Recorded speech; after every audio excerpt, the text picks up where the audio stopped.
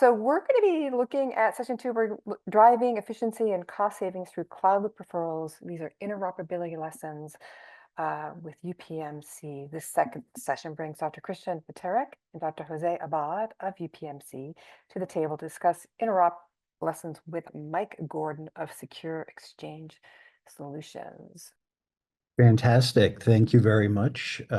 We are extremely excited to be here today to talk a little bit about some innovative solutions that UPMC has implemented. I'm Mike Gordon with Secure Exchange Solutions, where I am SVP and Head of Product, and am thrilled to be joined today by Dr. Kristian Feterik and Dr. José Abad from UPMC. I thought maybe we'd start if I could just ask Dr. Feterik and Dr. Abad to briefly introduce yourselves and describe your roles at UPMC. Mike, it's such an honor to be here today, and thanks to Answers Media for inviting us as well. Jose and I, we probably represent a little bit of a different spectrum of healthcare. I am a hospitalist, and I also oversee our enterprise interoperability for UPMC. So I work as a physician informaticist. Jose, over to you.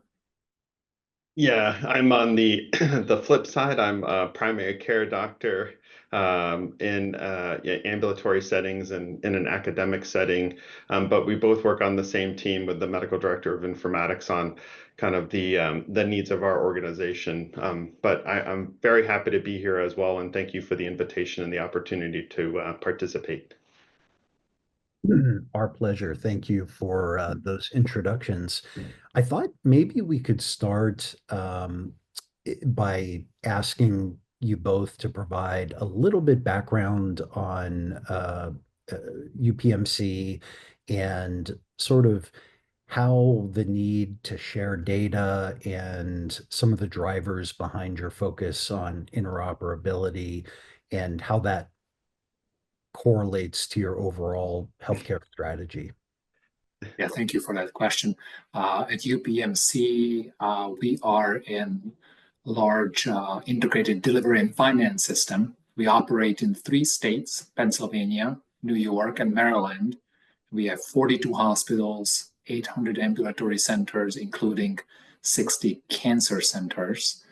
We operate multiple electronic health record applications with an overarching intraoperability solution. And we are members of Care Quality, Commonwealth Health Alliance, eHealth Exchange through our regional health information exchange organization called Clinical Connect HIE. And we have been at implementing electronic health records since the late 1990s, so over 2.5 decades. Jose, if you'd like to maybe add anything to it. Yeah, I'll put some color. I got here to UPMC about 3 years ago, and I started out in a northern part of Pittsburgh. And as a primary care doctor, you get kind of a full breadth of different streams of information. And so, I was on an Epic system, documenting and looking at patient records. And then I'd see their like records from, hospitalizations and, realizing that, we had a Cerner instance for our inpatient side and an Epic instance for our outpatient side. And was seeing all the kind of interoperability in action when I would get discharge summaries from the hospital or the hospital visit stays. And then I thought that was it. And then I had a patient who unfortunately was dealing with an active cancer diagnosis, and I was like, well, where's all your documentation? And so we have a third important EHR system, ARIA, which houses most of the cancer patient documentation and how they're dealing with. And so luckily, we had a very robust way of what I was realizing at that time with direct secure messaging, and I was able to get all the really necessary information from hospitalizations and especially about lab results. But it definitely, for someone who had been at institutions like Kaiser Permanente that was completely Epic based. It was a new world for me. Interoperability was probably more care everywhere than it was any real interoperability. And so the true strength of UPMC when I first got here was in that interoperability of getting that information to a primary care physician from all those streams of resources. And sometimes actually the information that came from the Cerner system was almost better organized than even I've seen it in Epic at times. So it was interesting that you could get a discharge summary that would go, right to the top, and it'd be very clear, and the way the style of the text was easy to read, and but it was unique being here.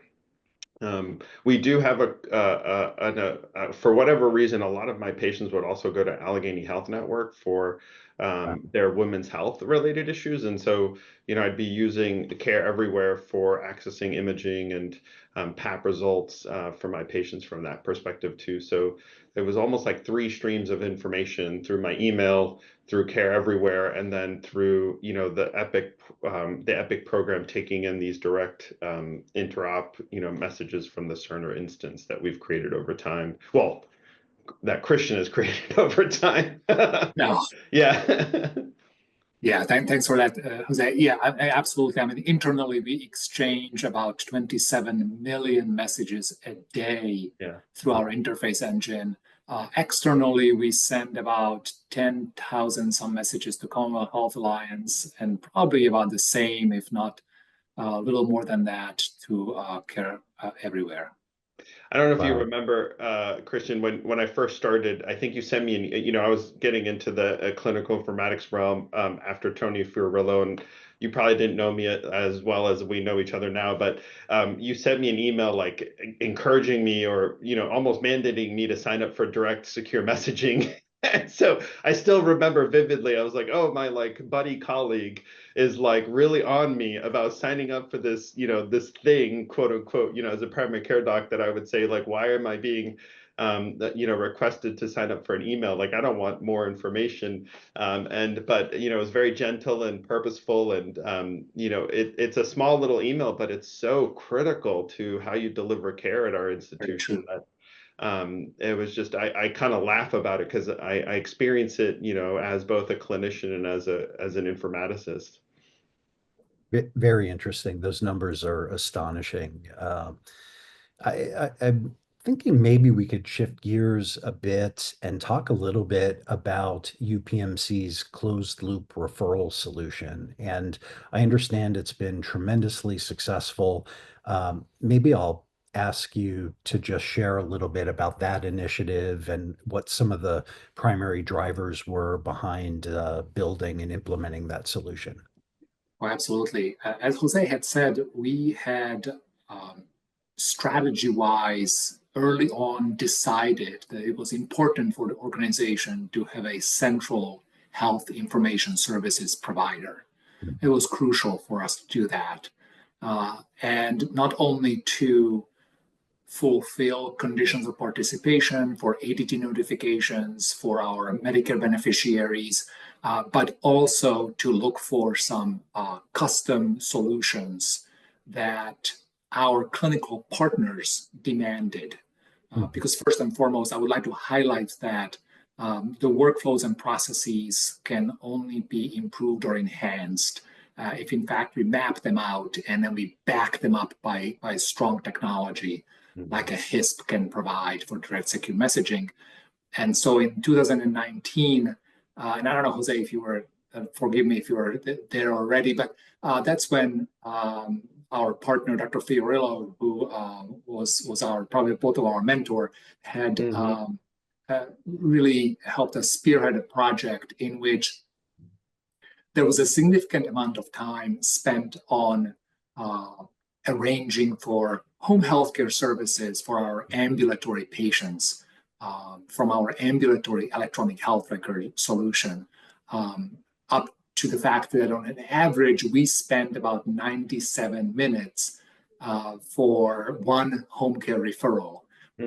And so working with our community provider services team, as well as our interoperability team and our Epic analysts, we had created a solution in which that process was simplified down from about 7 clicks to 3, and down from about 97 minutes per referral to 11. And more importantly, direct secure messaging was pivotal for us to essentially, Mike, as you said, to close the loop. Because prior to the project, we have not been able to notify the primary care physician or the referring physician about which home care agency the patient selected. To make it clear, we were not notifying them electronically, and certainly no one likes faxes. But our goal for the project was to essentially have an electronic order going out from the electronic health record system to our community provider services team, arrange for a home care agency, and then have a closed loop referral electronic order coming back to the message center, or as we know it as an in basket of the referring physician. Very interesting.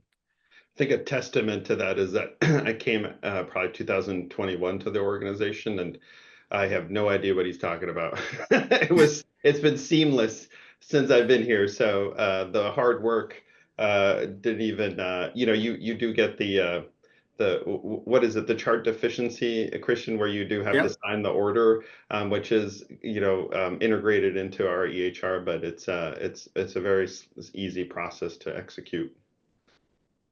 It sounds like a very streamlined, highly efficient process. Kudos to UPMC for implementing such a value add solution. I'm kind of curious if after the initial deployment, were there any enhancements or additions or changes you made to the solution over time based on learnings in production?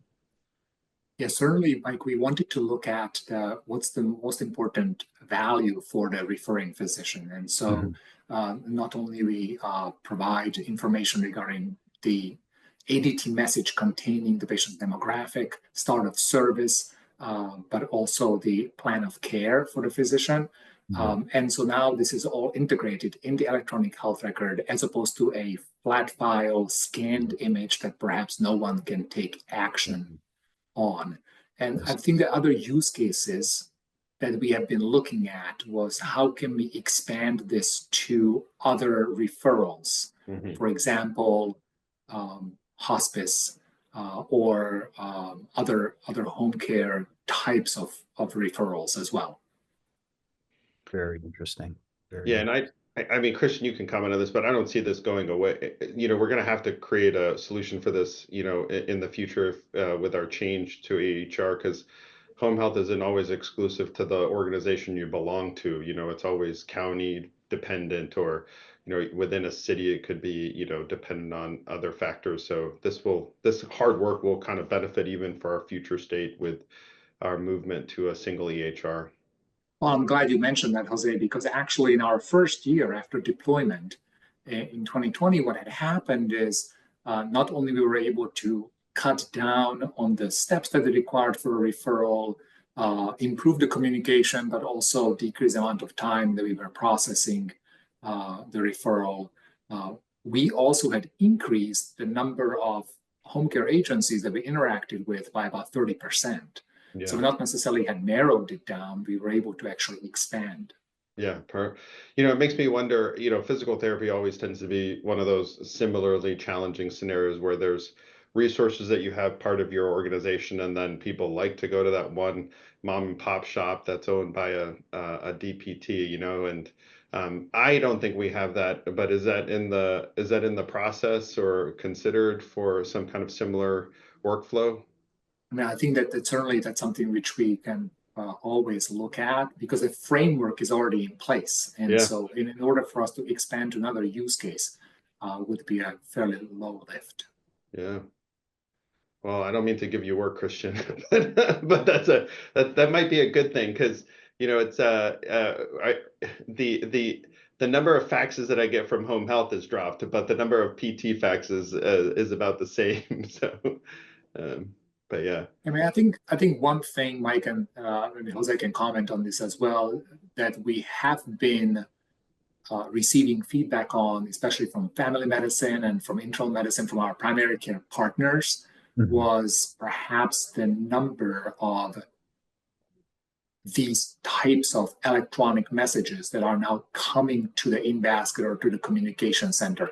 We are still living in this hybrid world of faxing or electronic faxing, and in the world where more and more notifications are coming through direct secure messaging to the in-basket.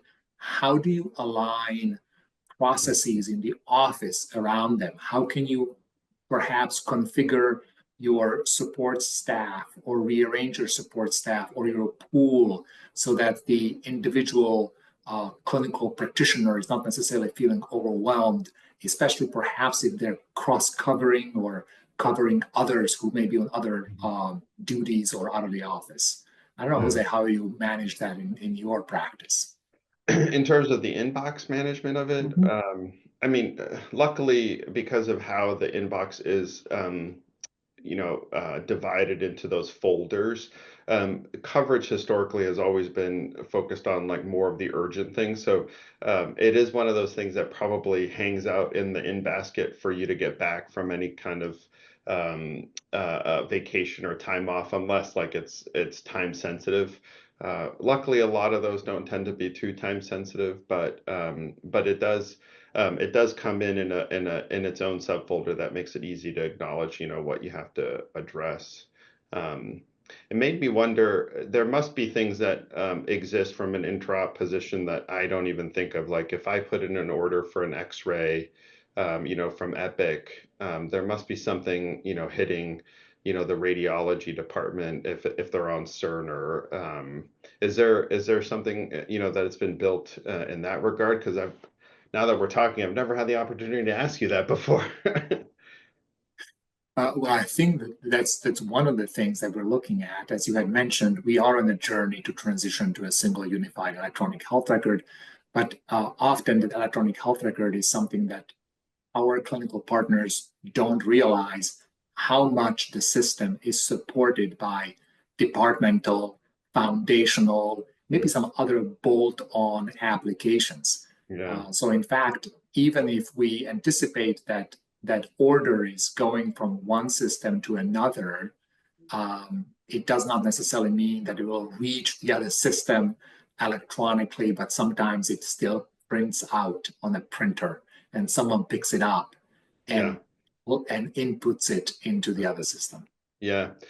It kind of speaks towards, what we were dealing with when we made the decision to, have a single unified EHR. It's at what point does the extreme of interoperability get pushed? And I think, the movement towards a single EHR for us was because we are kind of hitting maybe not the technical extreme, but the volume extreme. The number of patients that we care for, the number of hospitals we have, and the number of health system or outpatient offices is getting to the point where, without having a single HR, that interoperability is being pushed to its challenging point. And so, that's I think why UPMC has ultimately decided to go with one. From what I understand, and you can correct me, but I was under the assumption for many, many years, we were always a best of breed. We liked to go with, the program that was the best of breed, that had the most functionality. And we could figure out the interoperability. We knew how to take care of the technical challenges of interoperability. But I think now with our growth, we've hit the can't do the best of breed anymore. I don't know if you have a similar thought process on that for our history. You're absolutely correct. And not just that, but I think that having or implementing best of breed applications may have worked in the past, and maybe there are organizations out there for whom it still works just fine. At least for us, having multiple hospitals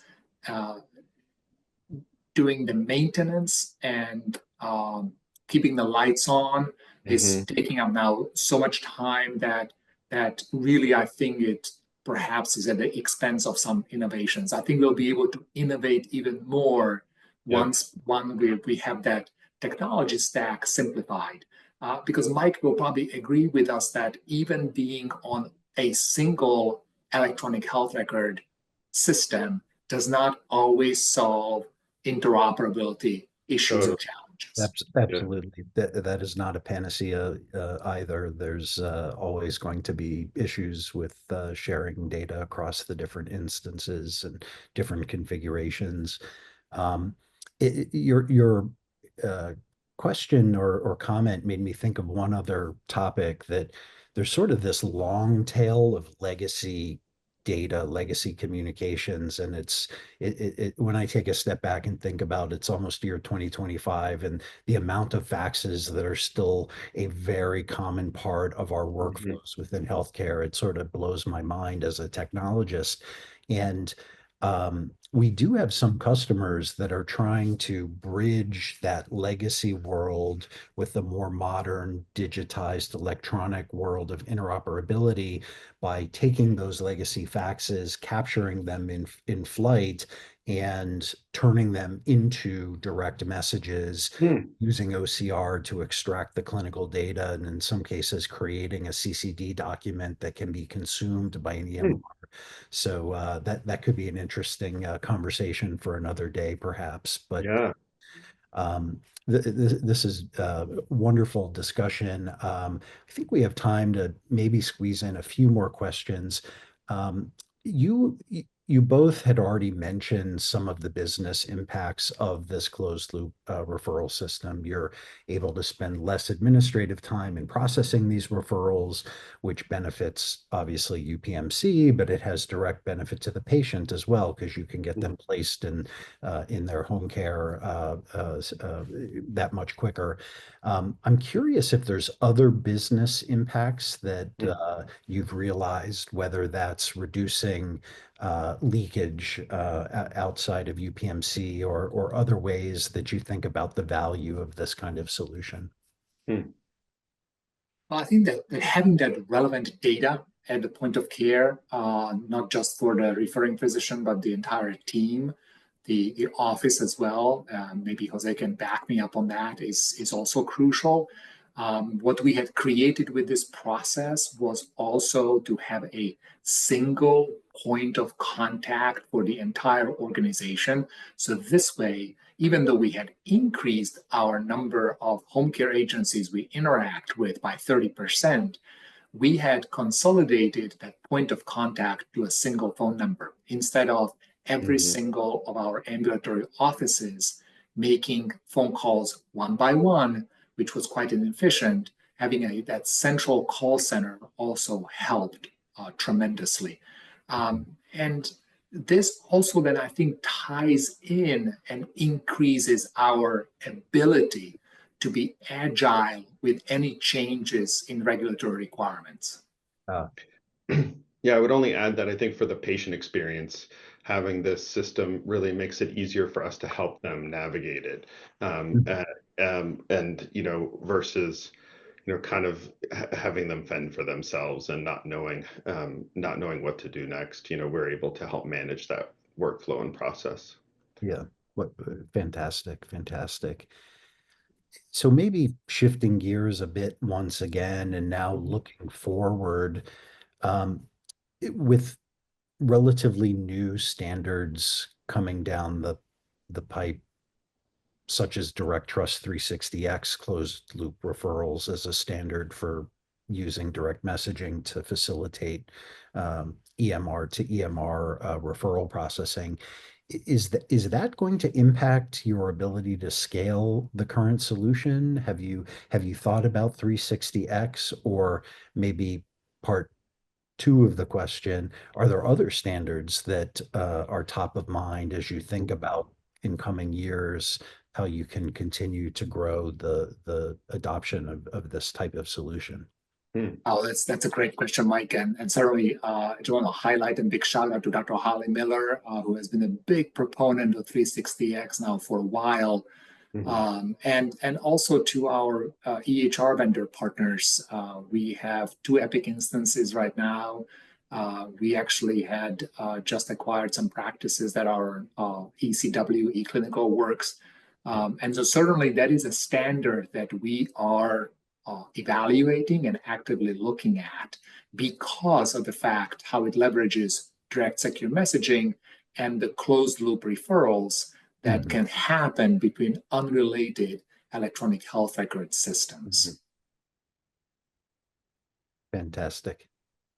And maybe perhaps to others, Mike, that we would look at, I know that Dr. Tripathi had mentioned FHIR and how much the ONC or ASTP is promoting now fast healthcare interoperable resources. And if we think about it as a language of interoperability, then certainly that is going to be the future, not only connecting between healthcare organizations, but also between healthcare organizations and perhaps guarantors or health insurance companies, and also the patient or others as well, public health agencies. Yeah, there's a project right now being floated. We were working with a third-party vendor who was utilizing natural language processing to help us risk categorize our patient populations based on their HCC diagnoses. And one of their partners kind of stopped a stream of service and eliminated what was like a flat file exchange. And so we, had started out the conversation about, resuming the flat file exchange in a different way, and soon pivoted to just the FHIR API instead. They found opportunity with the support of Epic to create this FHIR API to be able to exchange, this information that is needed for the risk stratification. And so it seems like more and more conversations that I'm having with our third-party vendors used to be, let's set up a flat file, to now, let's work on a FHIR API. And I don't think our analysts are too excited about it, but from the standpoint of being able to integrate with this new company and have something that is much more dynamic and will help out with this risk stratification that we're trying to present to our physicians. We want them to have the benefits of this third-party natural language processing to give them the most granular HCC diagnosis possible. And we're utilizing Epic's expertise on what they've built on with their Care Everywhere. They have basically worked on this for years, trying to be able to create some interoperability. I think if I'm not mistaken, I think Care Everywhere was because of Kaiser in California. Like the northern and southern instances of Kaiser needed to talk to each other, and this was so long ago that Epic was like, I guess we'll build it for you. We'll build you an interoperability. It's becoming so crucial that for this integration that it's now the first thing you're considering when you're doing an upgrade. And so we'll see how long. I don't think flat files will go away, but we'll see how long they last in the majority. Yeah. Yep. I share your enthusiasm with FHIR. I think we're going to see a lot more.